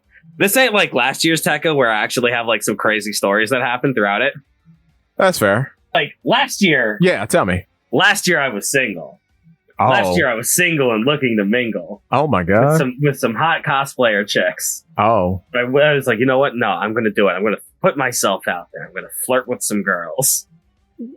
Cool. So I go out there and, I'm at the game floor. So Tekko's got like this bingo room, right? Like a warehouse sized room. Oh. That they cut in half. Half of the room is meant for shopping. You go in, you can buy some excruciatingly expensive Japanese-themed nonsense. Which this year I actually went and I bought some mochi. Nice! Mochi is weird, dude.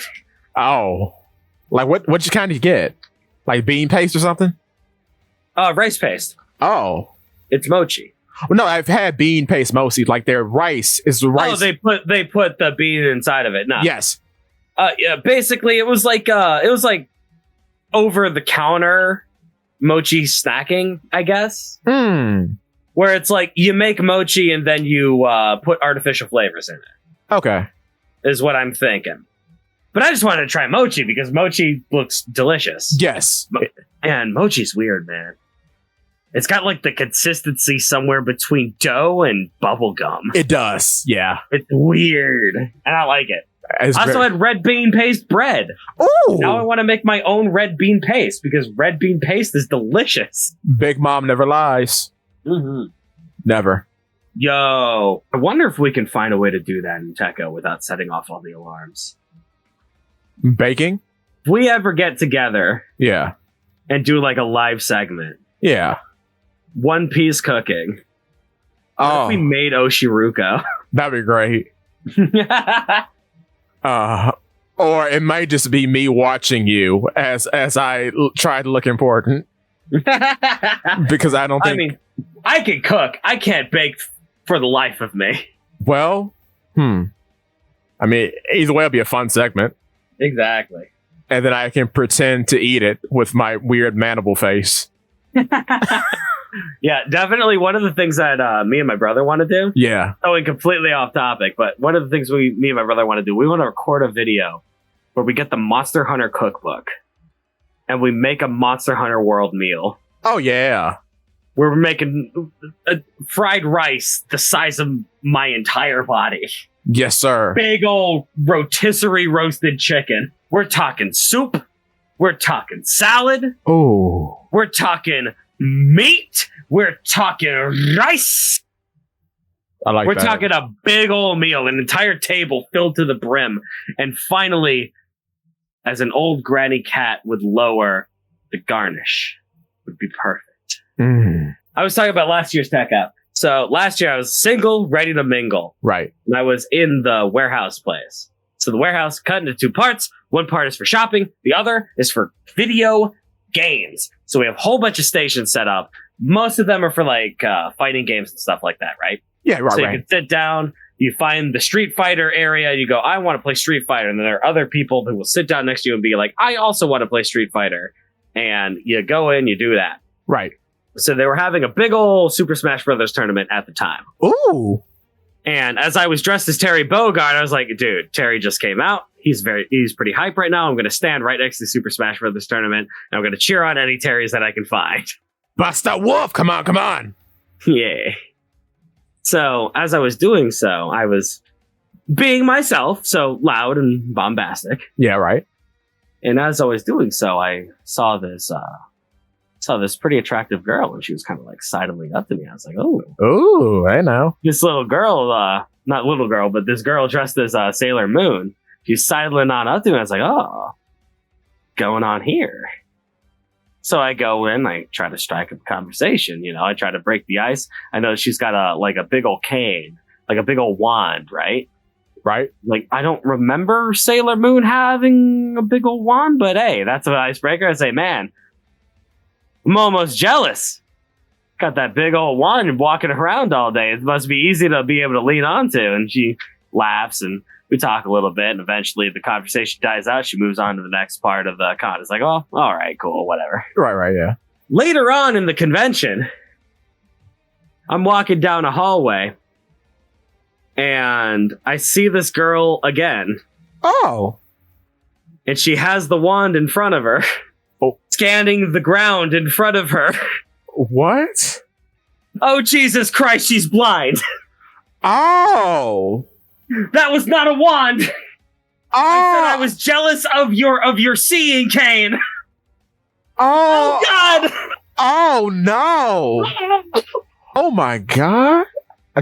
But, hey, shout out to her for incorporating that into her cosplay. Very cool. I know, right? But that's the story. Oh my goodness gracious. Very cool.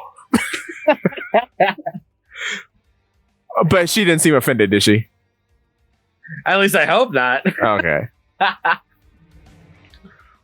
Like, she didn't go up to me, like, she never told me she was blind, so Yeah, right. At the very most she would have been uncomfortable, but Yeah. which, yeah, granted. Right, yeah. Makes sense. Yeah. But wait, did she have her eyes open during the conversation or? Yeah. Huh. She had contacts in. Oh. Us? Huh. She had contacts in, and because I'm loud and boisterous and she was in the middle of a loud room and couldn't figure out where to go, she naturally went over to me, the loudest thing in the room, to have something to root onto.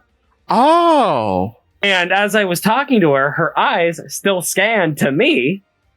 because her eyes just went to where the noise was coming from. I see. Oh, that's interesting. I didn't know it worked like that. Yeah. Well, mind you, I was about to say it's different. Yeah. For a lot of different things. But yeah, she didn't have like cloudy vision because she was wearing contacts. Right. But she was also able to scan me, and well, I guess I just wasn't keeping good enough eye contact to notice that it wasn't entirely focused. Yeah. Or sometimes it might be different to where, you know, sometimes you lose your vision later on in your life and you're still able to like keep your eyes on somebody. Right. Because it's like a natural thing. I don't know. But yeah, huh? But what a story, right? Yeah, I'm processing. That's crazy. It's like okay, that's just like the nature of my life, right? My life is like I am the physical embodiment of Murphy's Law, where anything that can go wrong will go wrong in the most spectacular way possible. I mean, like I'm going to try to go out and I'm going to try to flirt with women. And that results in me bullying a blind girl. Oh, I mean, on the flip, it's not really bullying. It's like, well, you did make her feel special in that time because you were talking to her, maybe loosening her up a little bit because she may be a little standoffish because this is a loud convention. So yeah, you did good. I'd say you did good. Yeah, but it's a funnier story if I say that. Oh yeah, yeah, it is funny. I'm not going to let the truth get in the way of a good story. Fair. All right. Stop reading between the lines. I apologize. I went to a con once. Once? I'm not a real go out to events person. Okay. I went as Brooke. Oh, really? Yeah, Brooke being alive. Brooke.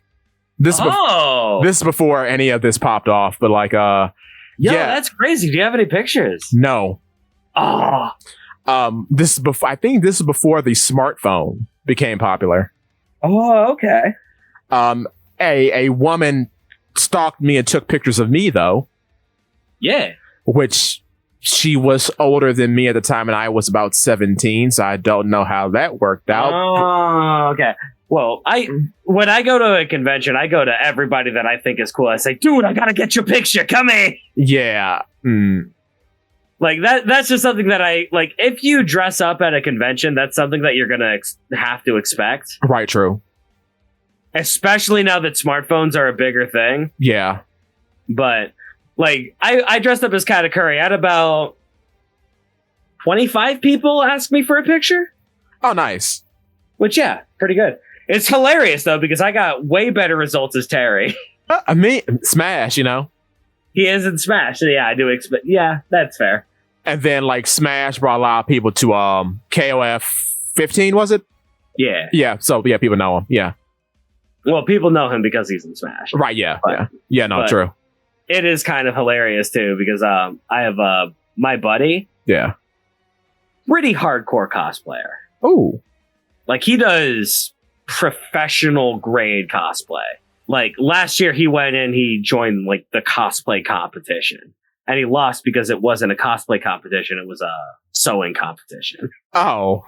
But, oh yeah, guess who won the cosplay competition this year? Who? Soge King, baby! Yes, sir. Yes, sir. Yes, sir. Very good. But anyway. So yeah, he likes to dress up as like Guilty Gear characters, right? Oh, so nice. He has like he has like these big, elaborate, crazy Daisuke costumes that he puts on, he wears, and he is this character. And he gets so mad because hardly anyone goes in and asks him for a photo. Oh. Because it's Guilty Gear, man. Well, like if you're dressed up as like Soul Bad Guy, yeah. If you're dressed up as like Testament or like Kaikisk, like the main characters, if you're dressed up as Justice, yeah, you're probably gonna get a lot of pictures. If you're dressed up as Ramlethal Valentine, Have you ever heard of that character? I know who she is. She's hot.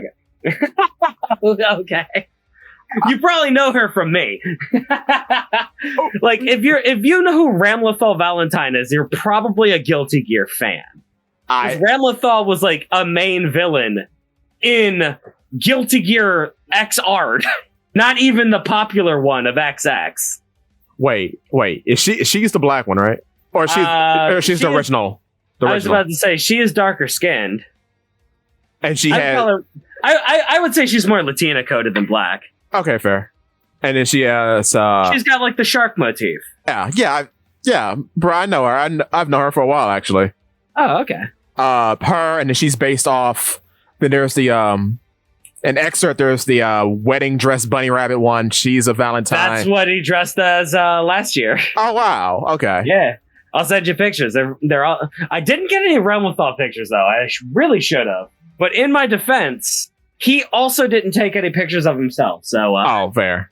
And then Jack O was a Valentine, I think. Oh, Jack O. He's never going to dress as Jack O because people will ask him to do the pose. Now, granted, right. If you dress up as Jack O, you are going to have people asking you for pictures. Yeah, and they will ask you to do the pose.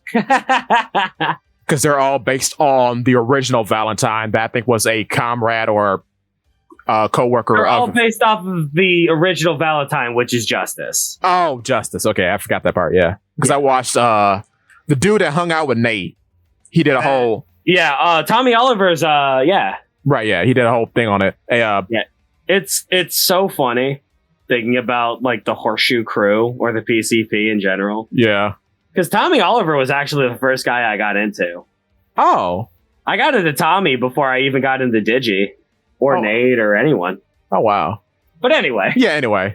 Sorry to sidetrack, but yeah. But yeah, Guilty Gear lore is kind of insane. It is. But and it is kind of funny because Strive's story mode sucks and it's bad and it's poopy and I don't like it. I have not played that much of it. I haven't. Well, here's the thing about the story mode. It's not a video game. Oh. They made a movie. Oh. With the in-game rendered characters. They just made a movie. It's not like you want to sit down for 3 hours and just watch the story mode happen? Well, no, I thought it was going to be like an arcade mode. You fight and then No. Oh. There's no gameplay. They just compiled all the cutscenes and went, anyone who cares about the story, here you go. That's stupid. Yeah, it sucks. That's not even how it... Okay. See, now I'm just going to invest my time in the 6.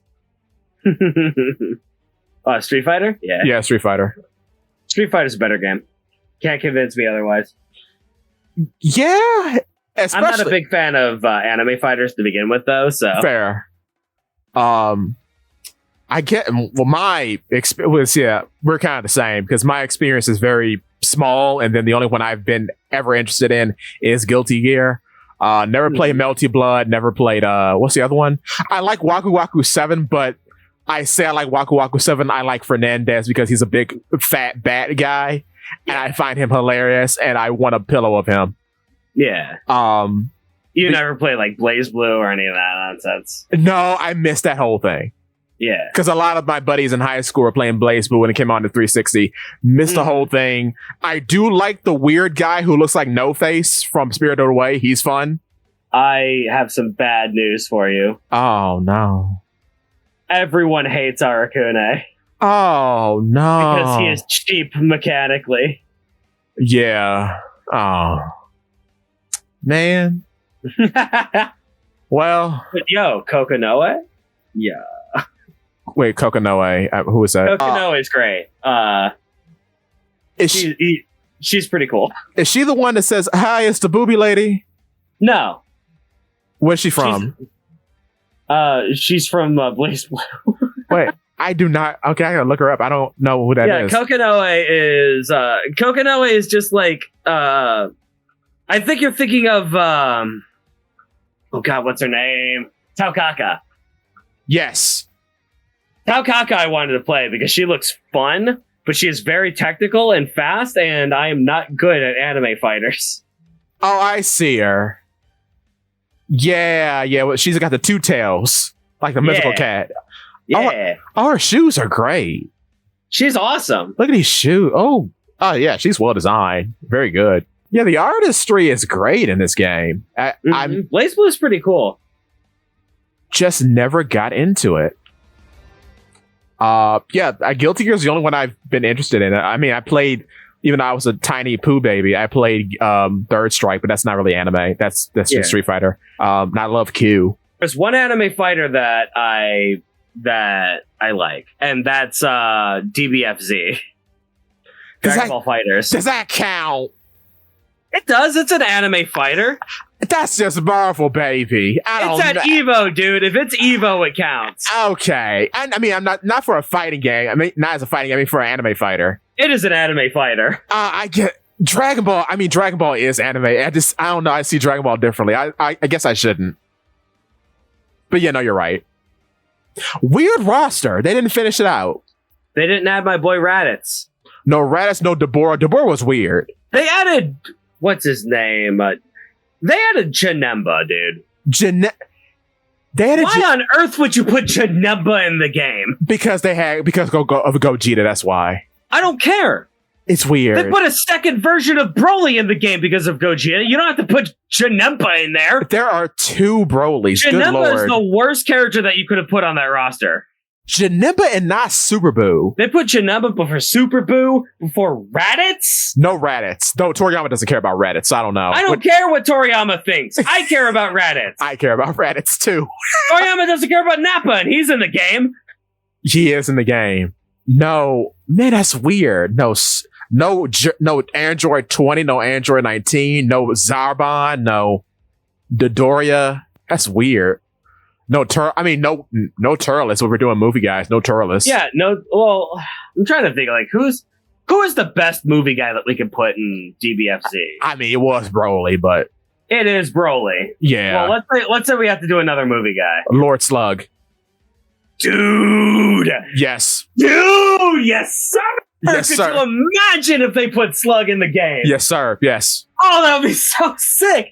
Could you imagine if they put a Namekian grappler in that game? Yes. Oh my god, that would be so good. Indeed. I would main Slug. That would be the best. Android 13. 13 is also pretty cool. But Slug. Well, we don't need 13 because we already have 16, who is effectively the same character. I mean, he is, but Like, if we're talking mechanically, right? Yeah.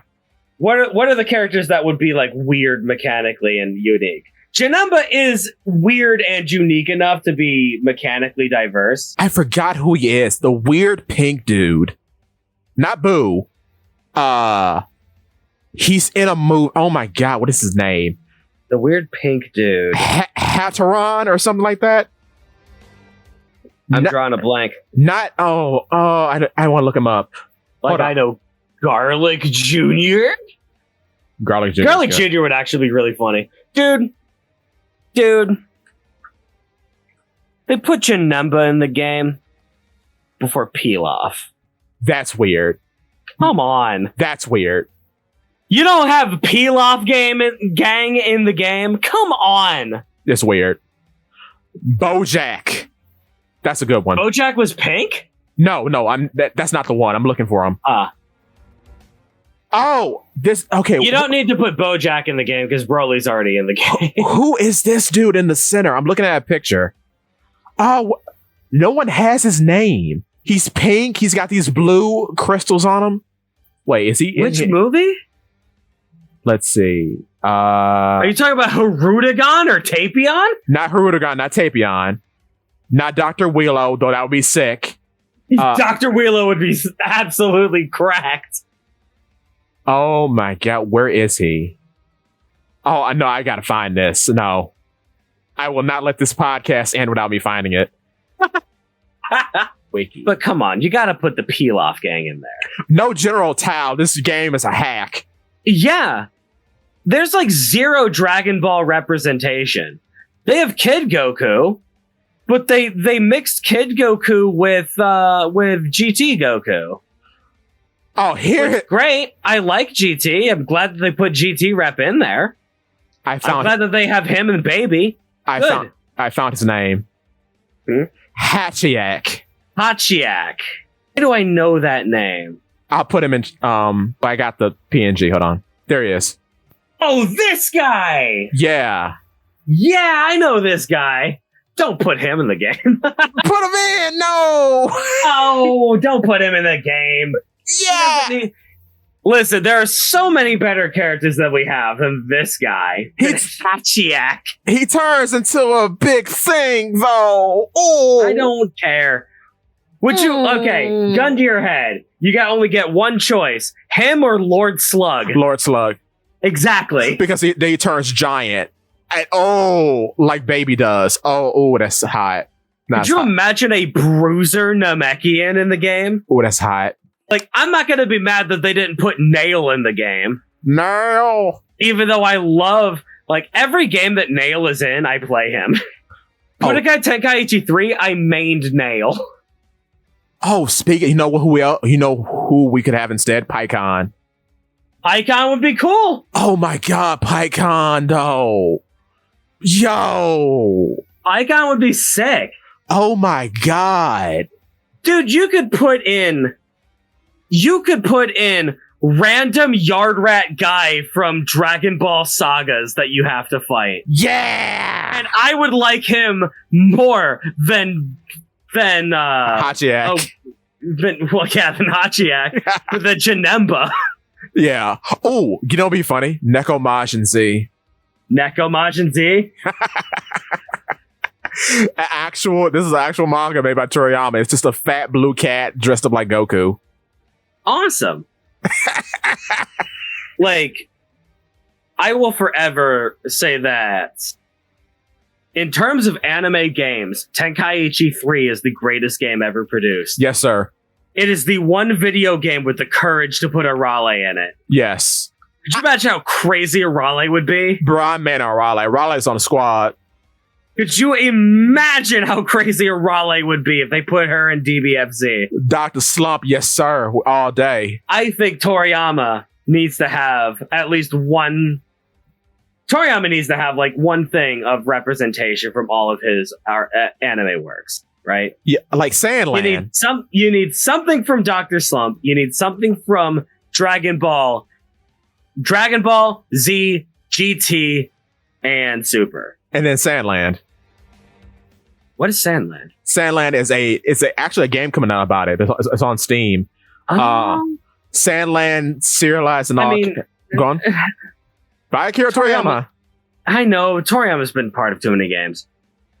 I would say if you want to add one game character as the final DLC character. Could you imagine if everybody's like, dude, what's going to be the final character in DBFZ? Who is going to be the last character to round out this roster? Everybody had so many ideas for DBFZ. What did they do? Android 21 and a coat. Cause waifu, booba. Could you imagine if everybody was so excited?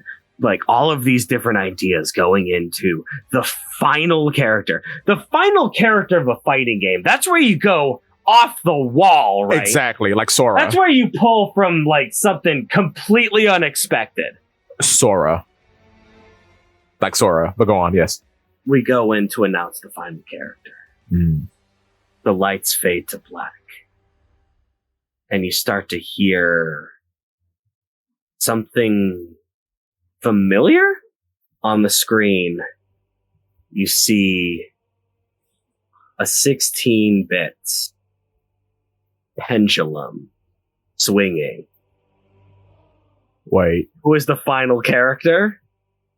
It's Chrono, baby! Yeah! Let's go! Oh. Could you imagine how crazy that would be? Hey, yo, wait a minute. Hey, yo, hold on. Hey, yo.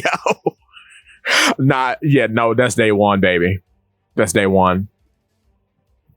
Could you imagine? That's day one. Could you imagine if they put Chrono in the game instead of Android 21 again? And then he's like Ginyu and he summons all his friends. Like for attacks. Yes. Oh my god. No, that's hot. That's what you do. That's what you do. That's what you do. Because Dragon Quest would have been in the game already. No doubt. Yeah. No doubt. Oh. Dragon Quest is in Smash. Yeah. They got their rep. Yeah. Can you imagine if Chrono Trigger was in Dragon Ball Fighters? Yes, sir. Yes. How awesome that would be. Yes. Oh my God. No, that's good. That's good. And then like, man, I'm trying to That is the final character you put in the game. That is the final character. That is. Oh. He has voice line. Would you give him voice lines? Or you just give him the text box in the game? Because either way, either one is good. Obviously, you got to give him grunts and stuff, right? Yeah, right, true. So you're going to already hire a voice actor. You might as well give him voice lines. Fair. Bruh. It could be so much I cooler. have to get back to my timeline. The world is in danger. And then you have cool cool voice lines with him and Trunks because they're both out of time. Yeah. Like him and Trunks, him and Gohan, like, dude. Yes. Oh, him and Cell, technically. Him and Cell? Are you Lavos? Are you Lavos? Dude, Chrono would be so absolutely perfect for something like that. Him and Tapion, because they're almost the same thing. Well, I ain't putting Tapion in the game. No! Like, I like Tapion. I think Tapion is cool. Tapion ain't going in my DBFZ roster. Okay. There are way too many slots that need to be filled before Tapion. That's fair. That's fair. Did they really need... Wait. I would put Chaozu in the game before Tapion. Chaozu go kind of hard. Cyberman, a stupid idea. Yes. Okay. So is Chaozu for that matter, because they're already part of someone else's kit. Fair. Oh yeah, because Raditz... No, not Raditz, Nappa. Nappa summoned Cyberman. Right. So. Man, Raditz could just hit you with a Saiyan pod. That'd be sick. Raditz hit you with that Saturday Crush! Yes. Double Sunday! Double Sunday. He had a Monday attack then. He had an attack for every day of the week. I would know. I'm gonna be real. The only reason I know anything about Raditz's moveset is because I played a lot of Raditz in Budokai 2. Yes, sir. Also, I'm mad my favorite Boo isn't in there. Evil Boo, the skinny one. I like him a lot. I mean, I know Evil Boo is in Tenkaichi 3. I know. I love him in Tenkaichi 3. Super Boo needs to be like. I know we already have two Boos. Super Boo's got to be in. If you have a fighting game, Super Boo has to be in it. At least Buhan. Any version of Super Boo. Yeah, really. Honestly, Boo should have the same. You know how? Exactly. I don't know how much you've played of Dragon Ball FighterZ. I know it. Like Android 21 does the whole thing where she absorbs people's moves depending on the race they are. So she has a form for androids, a form for aliens, and a form for humans, and a form for Saiyans. So do that with Super Boo. I was going to say that with, I was going to say something similar to like Gohan's moveset. Oh, the install. Yeah, because Gohan, he has a move where, depending on how many bars of ki you pump into one super move, he gets stronger. You do the exact same thing, except when he gets done with that move, it changes his model, depending on how strong he is. Wait, brother, you know what they should do? As a throwback to Budokai 2, they should have Tien Yamcha forms, a Vegeta form, a Cell form, and a Frieza form. Yo. Because those are forms exclusive to that game. Yo, wait. Mind juices are flowing. So, you know how... Dude, you could do it for every character in the game. Oh my god. Half of them are Goku. It'd be so easy. But... You know, I don't know if you know about Baby's mechanic. Yeah, he does the anime thing. He mind steals people, right? He mind steals people, and he steals their assist. Oh, Baby's so cool. I remember that. Yes. Yeah, he steals their assists in mechanically in the game. Right. Like, you know how in Marvel you had your assist characters. Yes. Baby can kill your opponent's characters and steal their assists so that you can use your opponent's assist. I remember that. That's so cool. You should be able to do that with Boo. Yeah. Just where you can, if you kill someone with Boo, he steals them and gains like part of their power. So the more people that you KO with Boo, the stronger he gets.